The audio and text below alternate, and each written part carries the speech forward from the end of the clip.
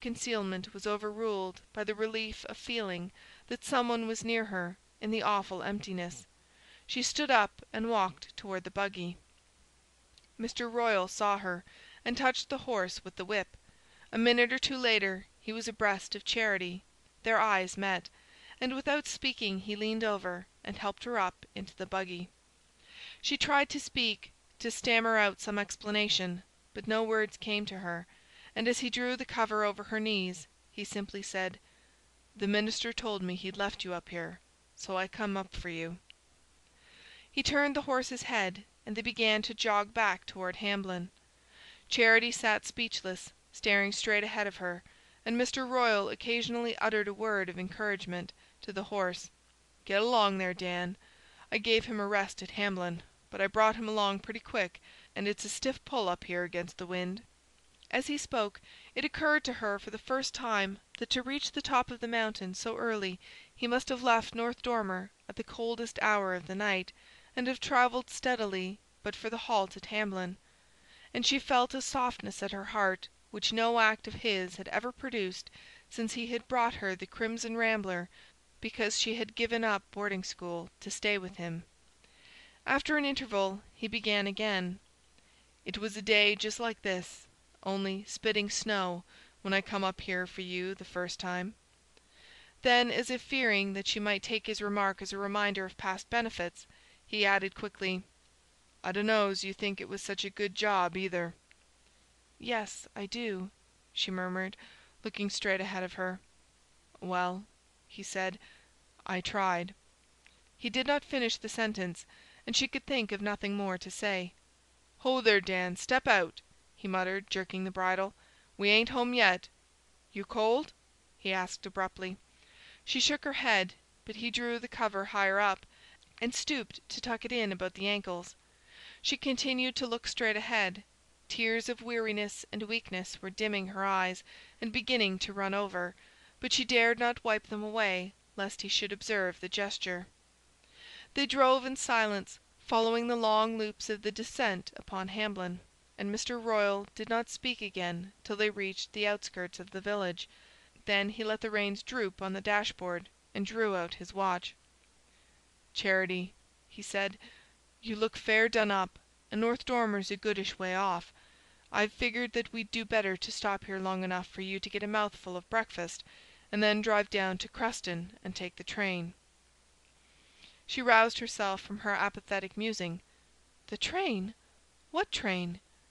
Mr. Royal, without answering, let the horse jog on till they reached the door of the first house in the village.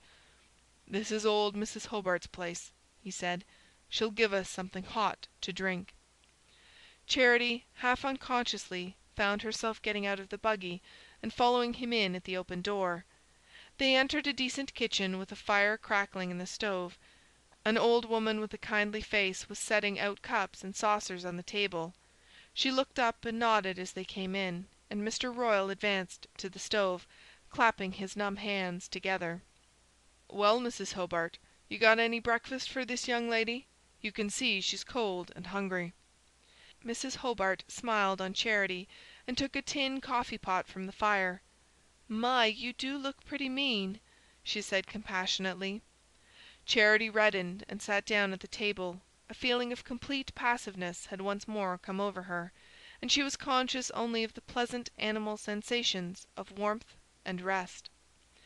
Mrs. Hobart put bread and milk on the table, and then went out of the house. Charity saw her leading the horse away to the barn across the yard. She did not come back, and Mr. Royal and Charity sat alone at the table with the smoking coffee between them.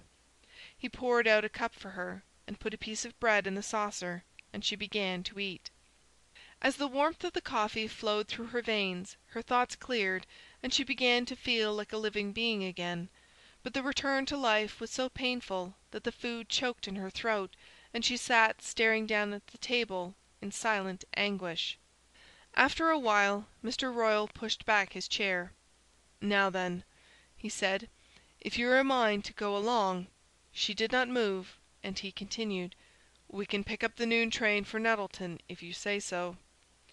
The words sent the blood rushing to her face, and she raised her startled eyes to his. He was standing on the other side of the table, looking at her kindly and gravely, and suddenly she understood what he was going to say. She continued to sit motionless, a leaden weight upon her lips. "You and me have spoke some hard things to each other in our time, Charity, and there's no good that I can see in any more talking now. But I'll never feel any way but one about you. And if you say so, we'll drive down in time to catch that train, and go straight to the minister's house, and when you come back home, you'll come as Mrs. Royal." His voice had the grave, persuasive accent that had moved his hearers at the Home Week festival. She had a sense of depths of mournful tolerance under that easy tone. Her whole body began to tremble with the dread of her own weakness. "Oh, I can't!" she burst out desperately. "Can't what?" She herself did not know. She was not sure if she was rejecting what he offered, or already struggling against the temptation of taking what she no longer had a right to. She stood up, shaking and bewildered, and began to speak. "I know I ain't been fair to you always, but I want to be now. I want you to know. I want—" Her voice failed her, and she stopped. Mr. Royal leaned against the wall. He was paler than usual, but his face was composed and kindly, and her agitation did not appear to perturb him. "What's all this about wanting?" he said as she paused. "Do you know what you really want? I'll tell you. You want to be took home and took care of, and I guess that's all there is to say." "No, it's not all." "Ain't it?" He looked at his watch. "Well, I'll tell you another thing. All I want is to know if you'll marry me. If there was anything else, I'd tell you so, but there ain't. Come to my age, a man knows the things that matter and the things that don't. That's about the only good turn life does us." His tone was so strong and resolute that it was like a supporting arm about her. She felt her resistance melting, her strength slipping away from her as she spoke. "Don't cry, Charity," he exclaimed in a shaken voice. She looked up, startled at his emotion, and their eyes met. "See here," he said gently, "old Dan's come a long distance, and we've got to let him take it easy the rest of the way." He picked up the cloak that had slipped to her chair and laid it about her shoulders. She followed him out of the house, and then walked across the yard to the shed where the horse was tied. Mr. Royal unblanketed him and led him out into the road. Charity got into the buggy, and he drew the cover about her and shook out the reins with a cluck. When they reached the end of the village, he turned the horse's head toward Creston. End of chapter 17.